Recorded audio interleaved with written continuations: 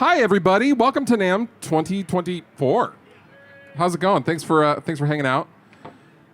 My name is Ryan Bruce. My friends call me Fluff. Today on Riffs and NAMM in 2024, we're going to talk about. This is one of my signature StingRay RSs. This is called Teely Dan, and yes, they let me name that after some legal maneuvering.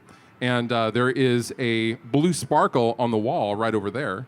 I think it's still over there. Is it not? What? Oh, they put it behind me. Oh God, we're prepared here. This is the direct version. This was a Sweetwater exclusive color. Besides the paint, the features are the same between the two colors. Okay, so this is a 25.5-inch scale. This is a mahogany body. This is a roasted maple neck. This has an ebony board. This has not an ebony board. That's the only difference, really, and the color. I lied. And these come equipped. Fishman, SSAs, right? And my signature Fishman pickup, which is two voicings. I like this combination because, for example, in voice one, I have like the super crazy gained out. But if I want to go to voice two, which is more of a passive, kind of a rounder flavor, I can do that like in the middle of, coming from a chorus to a verse section if I was gigging or something like that. Hear how that top end kind of rounds off a little bit? I love that part, but I also love getting my Tom Morello on. So, for example, my former band had a song called The Hardest Drug, and like the big chorus part was the same as the verse. So to differentiate that live, we would do something like a...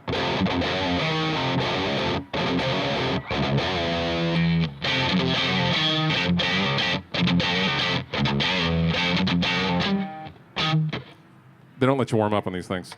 But that is it's just a better way to kind of differentiate a given guitar part without going to an effect or anything like that. Because in the moment, as we're playing, it's such a balance between conscious and unconscious and kind of muscle memory, at least for me.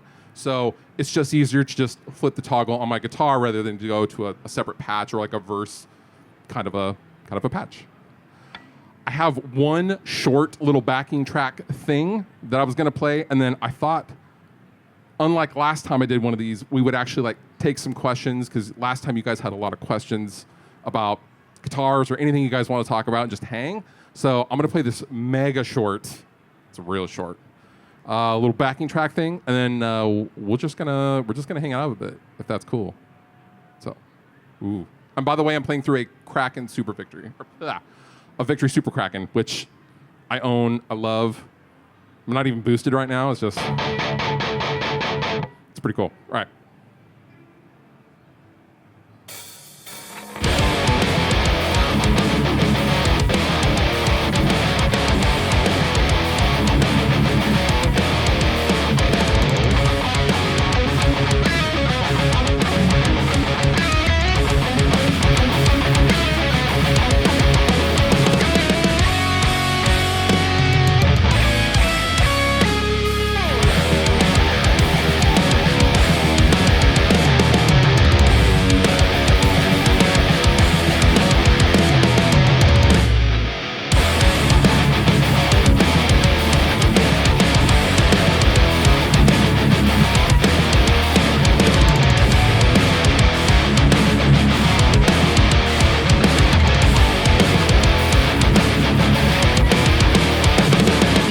Like super short. Like, that's how short it is. It's crazy. Anyway, does anybody have any questions or general concerns about my signature Music Man StingRay RS? Because if you do, I would love to take some questions and just hang a little bit. Anybody? Don't do this to me, guys. Someone raised their hand. They're watching. Yes, sir. So, my original tour guitars, that's a great question. He asked if this was fixed bridge. All of them are fixed bridge. My original tour guitars that these guitars are based on were just standard trem guitars, because that's all they had at the time. We're talking about like 2019, and I feel like I don't personally play. I'm like a dumb guy guitar player, and I just don't use the trem and I like the idea of more wood. We A/B'd these versus my actual tour guitars at the factory, and sadly, my tour guitars got smoked with these guitars. These just resonated more, these sustained longer, and they had more low end with the same exact configuration, setup, and pickup height. I was like, damn, I thought my tour guitars were awesome, but I guess not. So, yeah, good question. Anybody else have any questions or concerns, comments, anything? So I use, and these come factory with, an 11 through 54 set, which is the beefy slinky, the yellow pack. I like paradigms myself, or the regular slinkies. They're not. I don't even think the set is in cobalts, but this comes factory from with drop C sharp, just down a half step, drop D. Honestly, that was the tuning my former band was in, and I can just play thrice songs all the time. It's sick. I can play Deadbolt over and over again and annoy people. It's awesome. Anything else? Anything else, guys? Yes, sir.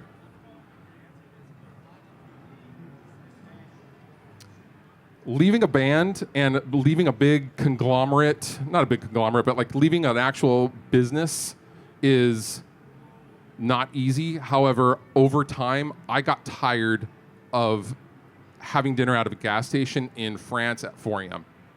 To be totally honest, like, that's cool. And the first like 3 or 4 or 5 tours, you're like, this is sick. This is amazing. We're out on tour. And then eventually you're like, I can't turn my head because I had to sleep on my shoe, right? Like, you don't, unless, you know, and there's all sorts of financial things and like, it's tough. But initially, you get to play shows like Download or Hellfest, and you know, yay! I played to 50,000 people, but you still have to go home and pay mortgage, and you know, like that's so that's why. Great question though. I didn't play very much. I didn't have another backing track. I'm just gonna hang on. I'm just gonna for 5 minutes. I'm just gonna do this. I'm doing it. 5 minutes. Voice 2. That's what you're getting. Neck pickup.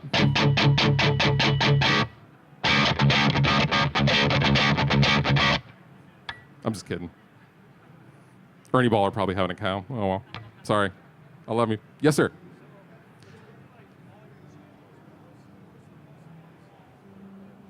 What was the most fun song to play live?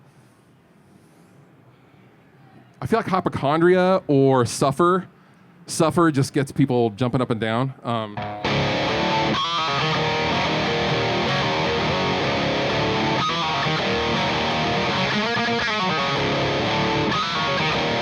That was cool. Hypochondria was pretty cool.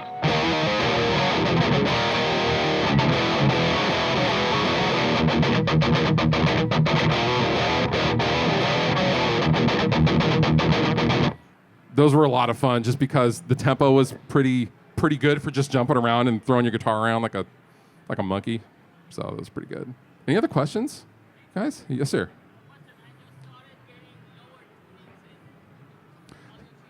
String gauges and tunings, and like how I arrive at this versus something else. Honestly, experimentation. A lot of guys like a pretty light gauge, which is totally cool. I have personally found that a string gauge has less to do with the actual sound and everything to do with the feel. A lot of my friends think I play like okay, Stevie Ray Vaughan. I'm like, okay, first of all, they're 11s. They're not 13, so that's wildly different. But I have some friends who get the nastiest, chunkiest tone with like 9s. But they tickle those strings, and I tease them about it all the time. It's like, oh, you're gonna get a tickle 5 with your guitar? Okay. So again, it's such a personal thing. I would encourage you to just try stuff within reason, right? Because if you're going from 10s to 11s, that's not that good. You're not having a total reset up and like, you know, you do. So like, you know, even if you're going to go up 1 gauge, you should have, you know, the action set, the intonation checked and all that stuff, but you're not having to reslot the, you know, the nut or anything like that. And the locking tuners will accommodate up to I think a 62, I think. So, yeah, I used to change my setup. I don't know. I'd revisit it every couple of years just to see what else was out there. I have a friend who's been playing for like 35 years, and after 33 years of playing, I think 11s, he's now on 8s. He's like, oh, dude, I tried 8s. So sick, dude. I could just, woo! Like, hey, that's cool. You know, so, yeah. Any other questions, comments, concerns, complaints? Yes, sir. No tone knob. I don't use the tone knob. I was a grunge kid. I'm old, and when I started playing in the summer of 1994, I idolized guys like Jerry Cantrell, who had like, you know, a Geno Rampage that had just a single pickup, and a lot of my my original tour guitar that's this color only had a bridge pickup, and people are like, oh, you're like Tom DeLonge, and I'm like, well, Tom DeLonge's cool, but like, he had no bearing on my playing personally, just because I was in my mid-20s by the time Blink hit. So, like, that's cool, but like, I just wanted like a teal version of Jerry Cantrell's guitar. And like, I was into like, you know, just the Alice in Chains.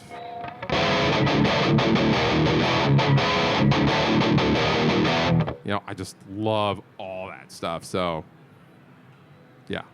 One pickup, but it was important to have a neck pickup on the actual production guitar because you gotta have a neck pickup. And I also like a neck pickup as when I'm doing demos for the YouTube channel and stuff like that, like having a single pickup guitar. So I'm like, here's this nice amplifier, just bridge pickup, okay. I'm like, that doesn't really work. So, yeah, good question. Anybody else? Anybody else? Yes, sir.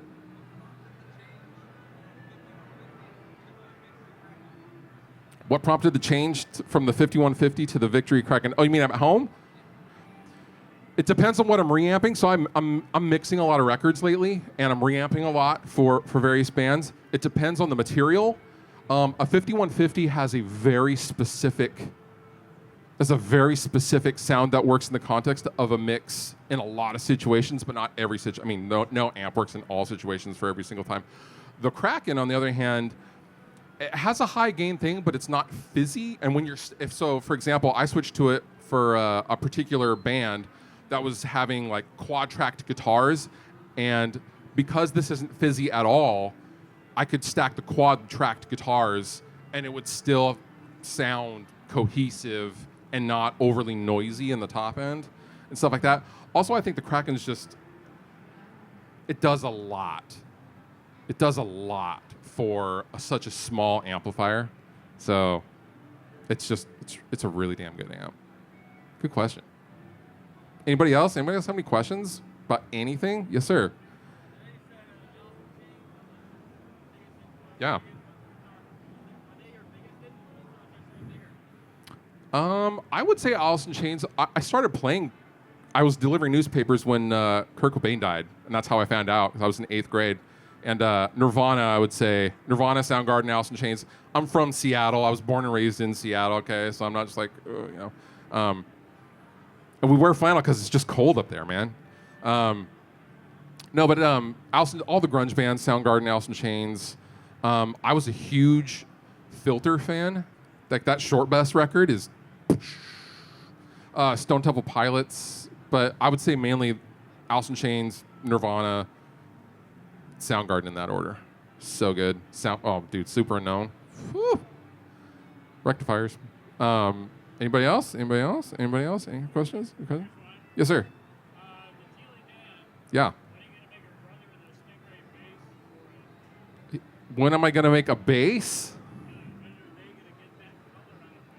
Oh, you know what? That's a great question. If they're ever going to use this color for a bass, I mean, they are absolutely welcome to. So the story behind this color is I literally picked it out of an Instagram post from my friend who also makes guitars, and I was like, that color is unbelievable. I was like, he's a guitar maker, and I was like, what color did you use? Expecting, oh, I used Pantone code number, blah, blah, blah. And he goes, oh, I don't know. I just mix them together until I think it looks sick. And I was like, oh, okay, cool. Thanks, bro. And so we had to take the actual Instagram photo and then have it analyzed, and then it came up with that code or whatever, and that's what they ended up using They came back and they were like, yeah, we can do that. That's all good. We'll just order the paint and all that kind of stuff. It's an official color now. We need a name. And I was like, let's call it Tealy Dan, kind of joking. And then it went up the food chain, and engineering came back, and they were like, is he serious? And I was like, yeah, why not? If you're going to dad, just dad. That's what I'm saying. So you could order this. You could order a bass in this color, I'm sure. That'd be cool. Well, they just launched. So here at this show, they just launched the Builder. That's what's on the other side of this wall. So you can now choose hardware, neck woods, inlays, color, everything. So I think now, as of today, that is an option now. So, yeah, you should ask them. They'll probably know. Any other questions, guys? Yeah. I don't. $3,200. Okay, so here's the deal with it. So these initial runs were 25 of each. They all initially sold out, and then a couple of them were fraudulent, like bots. And so I think there's going to be 2 more of these on the website, and Sweetwater has 3 more of these coming. So beyond that, I don't know if they're going to make. That's up to the powers that be, not me. Yeah, it's pretty cool. Yes, sir. You had a question? I typically will not reamp bass, only because I do not own a bass amp anymore. I feel like because with a bass guitar specifically, you want a clean signal, right? And you don't need an amp to get a clean signal.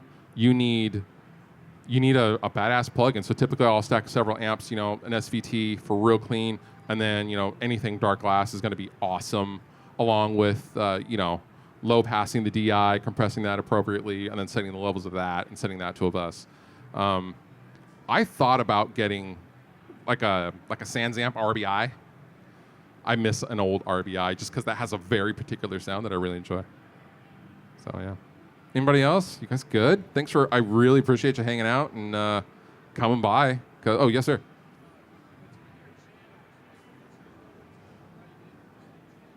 What's my favorite, just guitar tone to kind of ride in or jam in? So at home, I will have a Fractal Axe Effects, and that way I can just quickly kind of scroll through, or I also have a bass chain in that same patch, so if I need to track bass and hear something real quick, I have that. But generally speaking, it's either an EVH or, believe it or not, a Marshall JVM, which is what I used to use in Dragged Under live. If you ever saw us, that was a Marshall JVM, which is one of my favorite amps. I would argue one of the best amps I've ever made, besides a Silver Jubilee. We can argue that. It's a Silver Jube is just which is what we ended up using for the Upright Animals record. So, yeah, it was good. Anything else? You guys good? You guys can pick this up and play this and stuff if you want. So this is my actual personal from home guitar that UPS lost for a week and then found it the day before the show. That's a story. Yeah. Fuck. Anyway, I'm Fluff. Thanks for hanging out, and have a good NAMM show, guys. I'll see you later.